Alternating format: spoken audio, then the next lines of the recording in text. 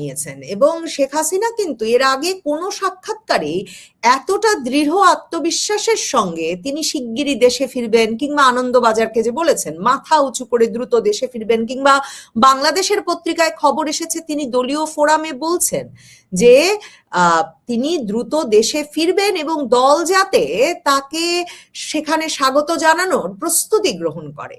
তো এই সব বদলে গেল কি করে? মানে শেখ হাসিনা এই সময়টাকেই এর উপযুক্ত সময় হিসেবে নির্ধারণ করলেন কেন? দেখুন, আমার যেটা মনে হয়েছে প্রথমত হচ্ছে যে 17ই মে উনি ওনার যে প্রত্যাবর্তন দিবস, যেটা 1981, যেটা আওয়ামী লীগ তার দলীয় কর্মসূচি হিসেবে প্রত্যেক বছরই পালন করে, এবছর সেই দলীয় ভার্চুয়াল বৈঠকে তিনি ভাষণটি এই দিয়ে শেষ করেছিলেন যে আমি দেশে ফিরে যাব, আমি বলছি যে আমার জন্য ফাঁসির মঞ্চ প্রস্তুত করুন, আমাকে আমি গিয়ে পৌঁছলে আমাকে কোন জেলে রাখবেন সেটা ঠিক করুন, আমার পাসপোর্ট আমাকে ফিরিয়ে দিন এবং আমাকে যে বিমান পৌঁছে দিয়ে গিয়েছিল সেই বিমান পাঠান, আমি ফিরে যাব। এখন এইটা হচ্ছে যে উনি এখানে একটা মেসেজ হচ্ছে যে উনি আসেননি, ওনাকে এখানে পৌঁছে দিয়ে যাওয়া হয়েছিল, ফলে উনি তারেক রহমানের সরকারকে বলছেন যে এখন একটি বিমান পাঠিয়ে আমাকে ফিরিয়ে নিয়ে যাওয়া হোক, কারণ একটি বিমান তো আমাকে এখানে পৌঁছে দিয়ে গেছে, ফলে ওনাকে পলাতক আসামি বলা যাবে না। এবার ওনার বিচার হয়েছে, ফলে উনি বিচার ফেস করবেন। এইটা উনি কেন বলেছেন, দু তিনটি কারণ আছে বলে আমার মনে হয়। দেখুন, বাংলাদেশের রাজনীতিতে প্রত্যাবর্তন ব্যাপারটা যেমন দায়মুক্তি একটা খুব আলোচিত শব্দ, প্রত্যাবর্তন একটি আলোচিত শব্দ, শেখ হাসিনার ক্ষেত্রে প্রাণনাশও একটি আলোচিত শব্দ। উনি নিজেই বলেন যে ওনার 19 বার প্রাণনাশের চেষ্টা হয়েছে। ওনার জীবনে ইতিমধ্যে দুটি প্রত্যাবর্তন হয়েছে, 81 সালটা তো আমরা জানি, এবং এই সাক্ষাৎকারে উনি তিনটি প্রত্যাবর্তনের প্রেক্ষাপট এবং উদ্দেশ্য ব্যাখ্যা করেছেন। দ্বিতীয়টি আমরা জানি 2007-এ যখন সমস্ত এয়ারলাইন্সকে তৎকালীন তত্ত্বাবধায়ক সরকার বলেছিল যে শেখ হাসিনাকে যেন বিমানে উঠতে না দেওয়া হয়, তখন গণ আন্দোলনের চাপে ফাইনালি কিন্তু সিদ্ধান্তটা প্রত্যাহার করা হয়, উনি ফিরে আসেন। উনি ফিরেছেন সেবার 7ই মে, আর জুলাই মাসে ওনাকে কারাগারে পাঠানো হয়, 11 মাস জেলে ছিলেন। তারপরে 2008-এ নির্বাচনে আওয়ামী লীগ ক্ষমতায় ফেরে এবং ওই 2009-এর জানুয়ারির গোড়ায় সরকার হয়। তো এবারে উনি যে দুটো জিনিস আছে এখানে, সেটা হচ্ছে যে প্রত্যাবর্তন তারেক রহমানেরও হয়েছে। তিনি 17 বছর রাজনৈতিক নির্বাসনে ছিলেন, কিন্তু তিনি দেশে ফিরলেন কোনো সাজা মাথায় নিয়ে নয়। তিনি কোনো আদালতে গেলেন না, তিনি কোনো কোথাও তাকে সওয়াল করতে হলো না। বাংলাদেশের আদালতে কিন্তু ভার্চুয়ালি সওয়াল করা যায়। তার আইনজীবীরা কি সওয়াল করলো, সেখানে আসামিকে উপস্থিত করা যদি আদালত চাইতো করতেই পারতো, কিন্তু ইউনূস সরকার সেই চাপটি তারেক রহমানের ওপর এই প্রিকন্ডিশন রাখেনি যে আপনাকে লন্ডন থেকে হলেও আপনাকে সংযুক্ত হতে হবে। ওনার বিরুদ্ধে যাবজ্জীবন কারাদণ্ডের মামলা ছিল। উনি আরো যা মামলা, দুর্নীতির মামলা, এগুলি সত্যি কি মিথ্যে এই বিতর্কে আমি যাচ্ছি না, মামলা ছিল। এখন সেই মামলাগুলো প্রত্যাহার হওয়ার পরে উনি পূর্ণ নিরাপত্তা নিয়ে দেশে ফিরেছেন। শেখ হাসিনা বার্তা দিচ্ছেন যে আমি সাজা মাথায় নিয়ে যাব, আমি বাংলাদেশের ভূমিতে দাঁড়িয়ে বিচার ফেস করব। এইটা পলিটিক্সে এগুলির অত্যন্ত গুরুত্ব আছে, এগুলোকে বলে সাহসী সিদ্ধান্ত। এটা সম্ভব কি অসম্ভব এটা বড় বিচার্য নয়, এই সিদ্ধান্তটা ঘোষণা করাটার মধ্যে যে সাহস আছে, যে বাস্তব আছে, রাজনৈতিক প্রজ্ঞা আছে, দূরদর্শিতা আছে, এটা একটা বিরাট ব্যাপার। এটা গেল 1 নম্বর। 2 নম্বর হচ্ছে আমার মনে হয়, আমি যেটা আওয়ামী লীগ সম্পর্কে যেটুকু যা জানি, এবং আমি আমার জানাটাকে আমি যথেষ্ট শ্রদ্ধা করি এই জন্যে যে আমি আওয়ামী লীগের কাছ থেকে জানি না, আমি বাংলাদেশের সাধারণ নাগরিকের কাছ থেকে জানি। তাতে আমি জানি বাংলাদেশের আওয়ামী লীগ যথেষ্ট ভালো পজিশনে আছে, বিশেষ করে যদি সমর্থনের প্রশ্ন বলা হয় তাহলে আছে। এখন রাষ্ট্রীয় নানান নিপীড়ন, নির্যাতন, বিধিনিষেধ, এমনিতেই তো আইনত দলটি ওখানে তার কার্যক্রম নিষিদ্ধ, এবং দেশের গুরুত্বপূর্ণ স্লোগানগুলি বলা যাচ্ছে না, তো জয় বাংলা বললেও অ্যারেস্ট হয়ে যাচ্ছে লোকেরা। তো এই যে পরিস্থিতি, এই পরিস্থিতিতে আওয়ামী লীগের প্রকৃত শক্তি আপনি বুঝতে পারবেন না। এটা তখনই সম্ভব যখন একটা কোনো কল কেউ দেবে, এবং সেই কলটা কে দিয়েছে এইটা খুব বড় ব্যাপার। বাংলাদেশে আমি যখন ভোটের সময় গিয়েছিলাম তখনও আমি কোনো আওয়ামী লীগের নেতার সঙ্গে আমার কথা হয়নি, আমি কারোর সঙ্গে, কিন্তু আমি কমন পিপলের সঙ্গে কথা বলে দেখেছিলাম যে মানুষ কিন্তু আছে এবং তারা তাদের মধ্যে এক প্রকার মানুষ যেমন আছে যে ঘৃণা প্রকাশ করে, আবার একটা বড় অংশের মানুষের মধ্যে আমি অনুশোচনা দেখেছি।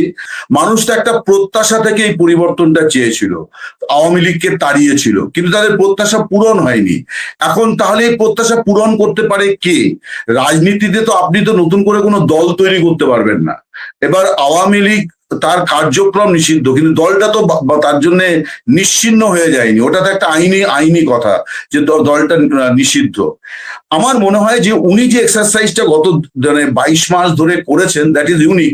যেটা আমি আমার মানে সাক্ষাৎকারও এই প্রশ্নটা রেখেছিলাম যে এই যে দায়মুক্তি অনুষ্ঠান, এখানে এই সিচুয়েশনে আমি বলবো যে সিচুয়েশন বাংলাদেশে আছে তাতে এই সিচুয়েশনে সর্বোচ্চ নেত্রী, 5বারের প্রধানমন্ত্রী, তিনি যখন একজন আহত ব্যক্তির সঙ্গে কথা বলেন বা একজন নিহত শহীদের পরিবারের সঙ্গে কথা বলেন, তাদের বক্তব্য শোনেন, সেইটার একটা আলাদা মাত্রা আছে। প্লাস উনি অসংখ্য হোয়াটসঅ্যাপ, সিগন্যাল, টেলিগ্রাম গ্রুপে কথা বলেন।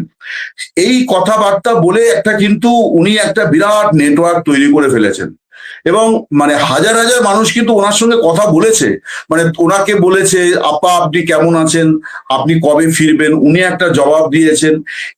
এটা আমি বলবো যে পলিটিক্সে এই যে সেতু বন্ধন, আমি বলবো যে এই এই যে শিখর থেকে তৃণমূলে, যেটা আমার স্টোরিতে আমি লিখেছি, শিখর থেকে তৃণমূলের যে সরণি উনি গড়েছেন, সেই সরণি দিয়েই উনি হাঁটার চেষ্টা করছেন।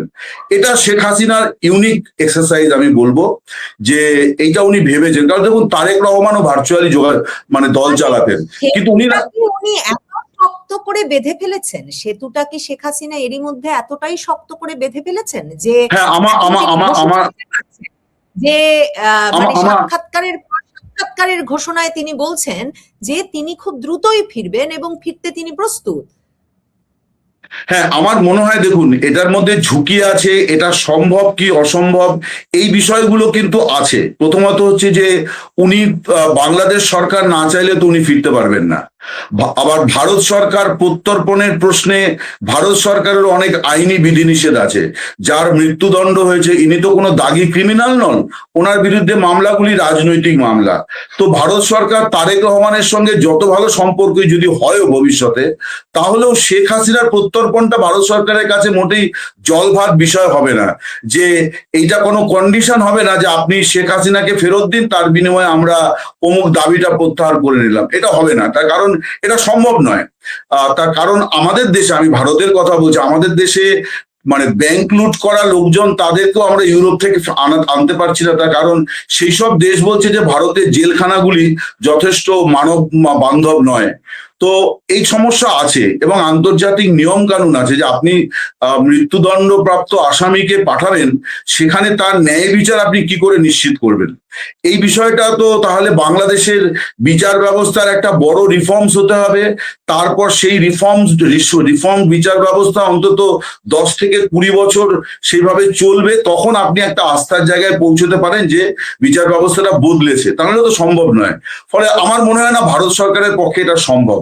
প্লাস ভারত সরকারের ডিপ্লোম্যাসির জন্য এটা কোনো সঠিক বার্তা হবে না। তার কারণ শেখ হাসিনা এই উপমহাদেশে তার রাজনীতি, তার দেশে তার অনেক অভিযোগ আছে। দেশের মানুষের অভিযোগগুলোকে আমি মানে সাক্ষাৎকারে স্পষ্ট করে বলেছেন যে মানে তার দেশে ফেরার সিদ্ধান্ত একান্তই তার।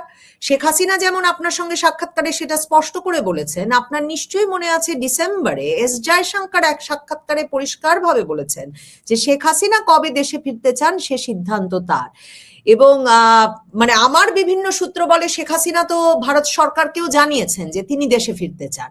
তাহলে কি আসলে ভারত সরকার প্রত্যর্পণ করবে না, কিন্তু মানে তাকে কি আসলে আটকে রাখা যাবে?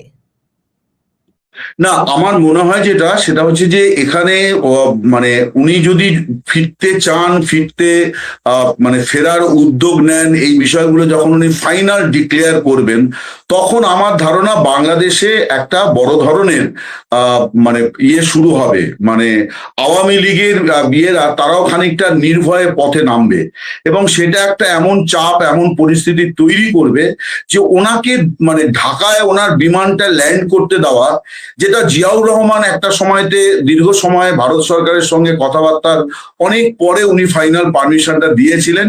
উনি রিয়ালাইজ করেছিলেন যে সিচুয়েশনটা কি হতে পারে যদি না দেওয়া হয়। তো 2007-এও তাই হয়েছিল। ফাইনালি তত্ত্বাবধায়ক সরকার, তারা তো রাজনৈতিক সরকার ছিল না, তারাও কিন্তু ওই নিষেধাজ্ঞাটা প্রত্যাহার করেছিল যে ফিরতে দেওয়া। এই ফিরতে দেওয়া নিয়ে কিন্তু কোনো নিষেধাজ্ঞা নেই। এখানে আছে হচ্ছে একটি আইনি বিষয়, সেটা হচ্ছে যে প্রত্যর্পণ নাকি ওনার প্রত্যাবর্তন। প্রত্যর্পণ একটি আইনি উপায়, আর উনি বলছেন আমি প্রত্যাবর্তন করতে চাই। তো এইখানে একটা রাজনৈতিক ব্যাটল হবে বলে আমার মনে হয়, যেটা আওয়ামী লীগ মনে করছে যে এই বছরের মধ্যে তারা সেই জায়গায় পরিস্থিতিটাকে নিয়ে যেতে পারবে যেখানে বাংলাদেশের অভ্যন্তরে একটি এমন রাজনৈতিক অস্থিরতা তারা তৈরি করতে পারবে। আমি বলছি যে অস্থিরতা ইন দ্য সেন্স, আমি বলতে চাইছি যে মানে এমন একটা মুভমেন্ট তারা তৈরি করতে পারবে যেখান থেকে এই তার মানে প্রত্যাবর্তনের ওপরে কোনো মানে বিধিনিষেধ থাকবে না, উনি ফিরে যাবেন। এবার উনি ফিরে গেলে উনি তো আদালতে যাবেন, উনি জেল হবে। এবার সেই জেলটা সরকারি জেল হবে নাকি কোনো অতিথিশালায় রাখা হবে, বা পরবর্তীকালে উনি যদি মানে কোনো অসুখ বিসুখের হয় তাহলে খালেদা জিয়ার মতো তিনিও বাড়িতে থাকবেন কিনা, সেটা একটা লম্বা প্রসেস। আমার মনে হয় শেখ হাসিনা যে সিদ্ধান্তটা করেছেন টু সেভ হার পার্টি, তার কারণ ওনার তো অনেক বয়স হয়েছে, ওনার অনেক বয়স হয়েছে, 78, 79 ওনার বয়স। এখন যত বিলম্ব হবে তত কি হবে, পার্টির মধ্যে এই যে চ্যালেঞ্জ নেওয়ার বিষয়টা, এটার মধ্যে একটা স্থবিরতা চলে আসবে এবং দলটাকে ভাঙানোর চেষ্টা হবে।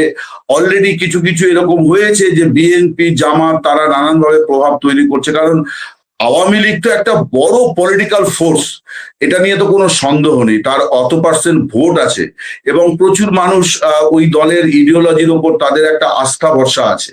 এখন এইটা আপনি যত বিলম্বিত হবে, এটা মানে এটা দুর্ভাগ্য বলা যেতে পারে, আবার এটাকে আরেকদিকে বলা যায় যে এইসব দলের এটাই সৌভাগ্য যে ব্যক্তি এখানে বিরাট রোল প্লে করে। এখানে ব্যক্তি আমার মনে হয়েছে যে বাংলাদেশের রাজনীতিটা চর্চা করে, যে সেটা শেখ হাসিনা।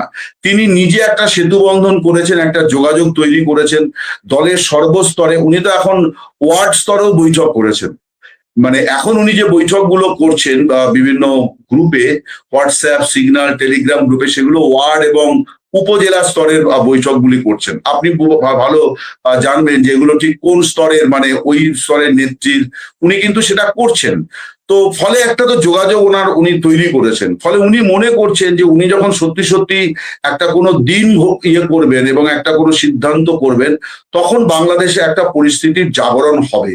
এটা আমার ব্যক্তিগতভাবে মনে হয়েছে যে কেন উনি এই সিদ্ধান্তটি দিলেন, তার কারণ আইনত তো অনেকগুলি বাধা আছে।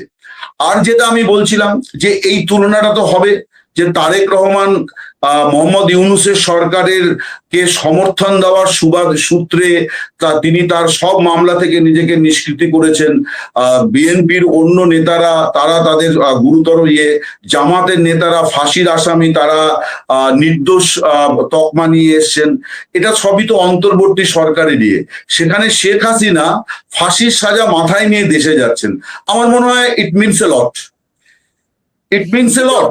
এইটা এই যে আপনি বললেন শেখ হাসিনার বয়স হয়ে গেছে, আপনার সাক্ষাৎকারটাতে সবচেয়ে বিস্ফোরক প্রশ্ন আমার কাছে মনে হয়েছে যে শেখ হাসিনা পুত্র সজীব ওয়াজেদ জয় আল জাজিরার সঙ্গে সাক্ষাৎকারে যে বলে বসলেন যে আমার মার বয়স হয়ে গেছে, তিনি দেশে ফিরলেও হয়তো আর রাজনীতিতে ফিরবেন না, এবং বাংলাদেশে যেহেতু ওই যে সেই -2 সময় থেকে যে এক রকমের একটা আওয়াজ তোলেন যারা, যে আপনিও একটু আগে দুর্ভাগ্যজনক শব্দটা ব্যবহার করেছেন যে শেখ হাসিনাকে নেতৃত্ব থেকে সরাতে হবে, এই যারা বলেন তারাও কিন্তু এটা নিয়মিত লিখছেন যে উনার বয়স হয়ে গেছে, তরুণ নেতৃত্ব কই, তরুণ নেতৃত্ব কই। তো এমন অবস্থায় আপনি সরাসরি জিজ্ঞেস করেছেন যে সজীব ওয়াজেদ জয় যে বলেছেন তিনি আসলে মনে করেন কিনা যে এখনই নেতৃত্বে পরিবর্তন আনা বা শেখ হাসিনা ছাড়া আওয়ামী লীগের বিষয়টা নিয়ে তিনি কি ভাবছেন? শেখ হাসিনা তো স্পষ্ট করে দিয়েছেন এই দুর্দিনে তিনি দলের নেতাকর্মীদের ছেড়ে যাবেন না, তিনি দেশে ফেরাবেন। শুধু নয়, আপনার সাক্ষাৎকারে তিনি বলছেন তিনি দেশে আওয়ামী লীগকে ফেরাবেন, আওয়ামী লীগে যোগ্য তরুণ নেতৃত্ব প্রতিষ্ঠা করবেন, এবং এক পর্যায়ে সাক্ষাৎকারে, লম্বা সাক্ষাৎকার নিয়েছেন 4 কিস্তির, তিনি বলেছেন যে তিনি তরুণ নেতৃত্ব চিহ্নিতও করে ফেলতে পেরেছেন। তার মানে শেখ হাসিনা সাংগঠনিক কাজটাকে এতটা গুছিয়ে এনেছেন। আমার কিন্তু মনে হয় যে মানে আমি কোয়ান্টিফাই করতে পারবো না, কিন্তু আমি এটা আমার নিজেরই আমার ধারণা। উনি সাক্ষাৎকারে সেটা বলেওছেন। আমি ওনাকে জিজ্ঞাসা করেছিলাম যে আপনি 45 বছর ধরে একটা দলের সভানেত্রী, আপনি 5 বারের সাবেক প্রধানমন্ত্রী, 2 বারের বিরোধী নেত্রী, আপনি দিল্লিতে যে জীবনটা আপনার কাটছে এটার সঙ্গে আপনি কিভাবে মানিয়ে নিয়েছেন। উনি একটা কথা বলেছেন, এটা আমি নিজে আগে থেকেও জানতাম, আমি আমার কয়েকটি ভিডিওতে এবং লেখাতে সেটা বলেওছি, যে ওনার প্রধানমন্ত্রীর সময়ের তুলনায় ওনার এখন ব্যস্ততা অনেক বেশি, অনেক বেশি। কারণ উনি সারাদিন ধরে এই ভার্চুয়াল মাধ্যমে উনি কথা বলে যান, মিটিং করেন, নানান প্রশ্নের জবাব দেন, পরামর্শ দেন, ওনার একটা তীব্র ব্যস্ততা আছে। আমার মনে হয় যে এই যে নেটওয়ার্কিংটা উনি করেছেন এটাকে ওইভাবে কোয়ান্টিফাই করা যাবে না, কিন্তু এটা একটা বড় ধরনের যোগাযোগ উনি তৈরি করেছেন, যেটা রাজনীতিতে বিরল। আমি বলবো যে উপমহাদেশে আমি অন্তত জানি না। দেখুন, তারেক রহমানও কিন্তু ভার্চুয়ালি যোগাযোগ করতেন, কিন্তু উনি তো ভার্চুয়ালি জনসভা করতেন, বিগ স্ক্রিনে ওনার বক্তৃতাটা বিএনপি নেতা কর্মীরা শুনতেন। কিন্তু যেটাকে বলা হয় ইন্টারঅ্যাকশন, মানে তোমার কথা আমি শুনছি, তোমার সঙ্গে আমার কমিউনিকেশন, আমরা যেটাকে বলি কমিউনিকেশনের ইয়েতে, তো এই যে সরাসরি ইয়েটা, এটার তো একটা আলাদা মূল্য আছে ডেফিনেটলি। উনি সেটা করেছেন বলে আমার মনে হয় যে সেই জায়গাতে উনি খানিকটা কনফিডেন্ট। আরেকটা বিষয় হচ্ছে যে উনি, এইটা তো ঠিক কথাই যে উনি এই কথা বলেছেন যে আমি এই পরিস্থিতিতে কি করে ফেলে চলে যাব। আমার কাছে যেটা খবর, যে এটাও ওনার এই জবাবটাও কিন্তু খুব জোরালো নানান মহলের জন্য। সেটি হচ্ছে মার্কিন যুক্তরাষ্ট্র, মানে তাদের ডিপ স্টেট এবং ইউরোপের বেশ কিছু ইয়ে থেকে আওয়ামী লীগকে একটা, এই নির্বাচনের আগে থেকে একটা প্রস্তাব করা হচ্ছিল, যখন আওয়ামী লীগ মানে অন্তর্ভুক্তিমূলক নির্বাচন এবং তাদেরকে নির্বাচনে অংশ নিতে সুযোগ দেওয়ার কথা বলছিল, তখন এরকম একটা বিষয়ে তাদেরকে বলা হয়েছিল যে শেখ হাসিনা পদ থেকে সরে যাবেন, শেখ পরিবারের কেউ নেতৃত্বে থাকবে না, এমনকি একজন নেতার নামও বলে দেওয়া হয় যে অমুক ব্যক্তি তিনি সভাপতি হবেন দলের, এই ধরনের কথাবার্তা। আমার ধারণা এইরকম একটা পরিস্থিতি থেকে জয় সেই কথাটি বলেছিলেন বলে আমার মনে হয়। কিন্তু আমি সেখানে একটা প্রশ্ন রেখেছিলাম যে জয় এই কথাটা তার মায়ের সঙ্গে আলোচনা করে করেছেন কিনা, এবং তার মায়ের এই কথাতে সায় আছে কিনা, এটা নিয়ে আমার সংশয় আছে। শেখ হাসিনা আমাকে যে জবাবটা দিয়েছেন, আমার ধারণা এটা আমেরিকা বা ইউরোপের যারা এটা চাইছেন যে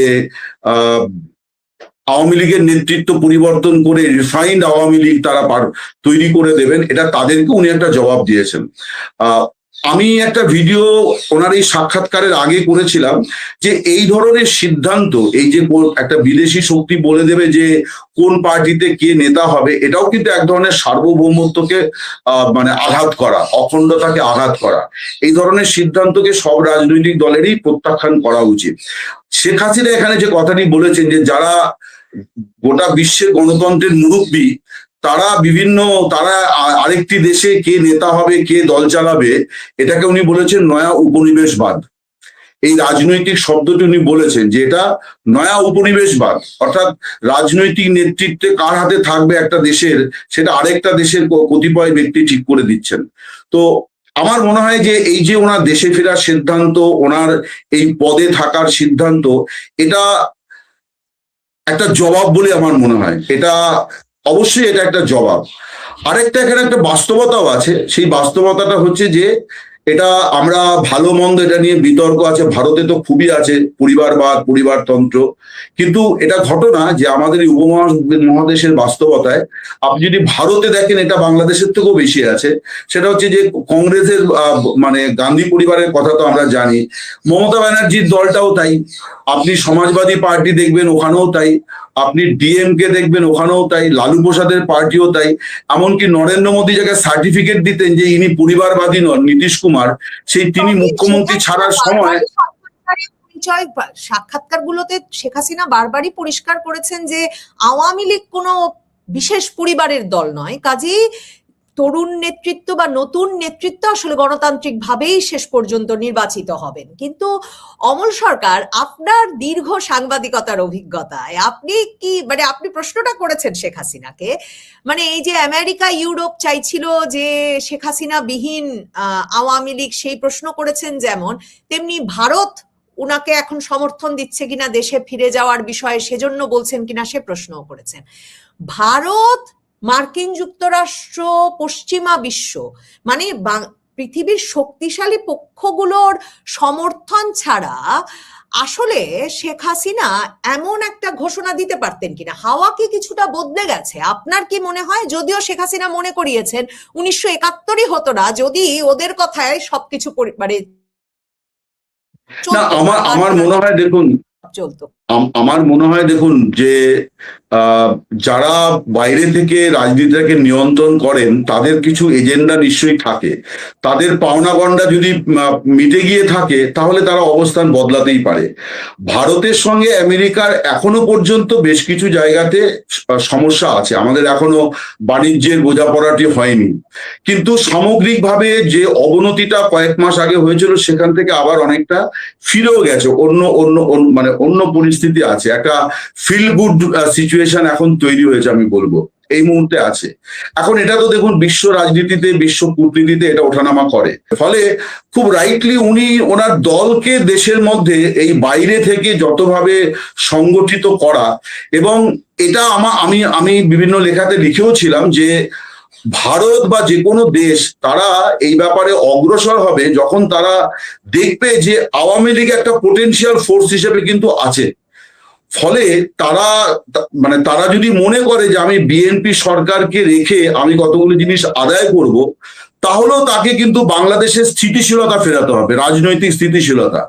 আওয়ামী লীগকে আপনি কতদিন নিষিদ্ধ রেখে এই রাজনৈতিক স্থিতিশীলতার গ্যারান্টি নিশ্চিত করতে পারবেন না। আমার মনে হয় সেই ভাবনাটাও পশ্চিমা বিশ্ব তাদের কনসিডারেশনে আছে, এবং এখানে আমার মনে হয় শেখ হাসিনার কৃতিত্বটা অবশ্যই বেশি, যে তিনি এই জায়গাটা তৈরি করতে পেরেছেন যে ওনার দলটা কিন্তু ওই গণ অভ্যুত্থানে কিছু নেতা চলে এসছেন বা উনি দেশ থেকে চলে এসছেন মানে এই নয় যে দলটা মানে নিশ্চিহ্ন হয়ে গেছে।